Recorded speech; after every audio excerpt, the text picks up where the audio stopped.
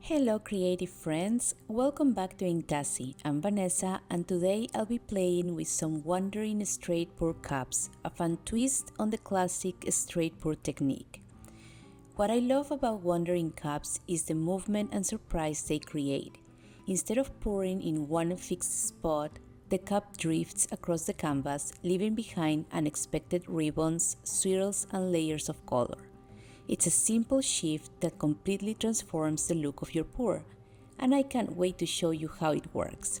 And stick around until the end, I have a surprise extra painting that turned out completely unexpected. Let's get started. I've given my canvas a light coat of acrylic paint to help reduce bubbles and prevent any white spots from showing through. For this piece, I'll be working on a 10 by 20 inch canvas and layering 2 cups of 5 ounces each. My paint consistency is around a 2-second trace. Since my paints are on the thicker side, the colors will stack on top of each other, creating more defined lines and patterns. Both cups will be layered the same way to keep the composition balanced.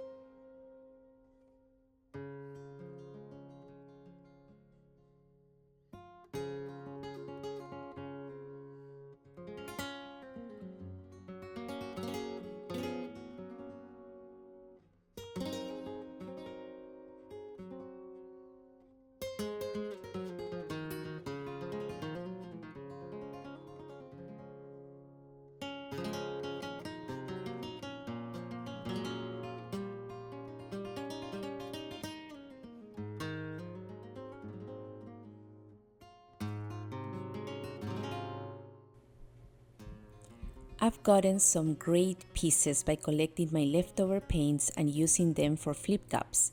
But since this video is all about straight pours, I decided to take my extra paint and layer it with white in between each color. This way the white helps separate the shades, making the lines stand out more and adding contrast to the pour.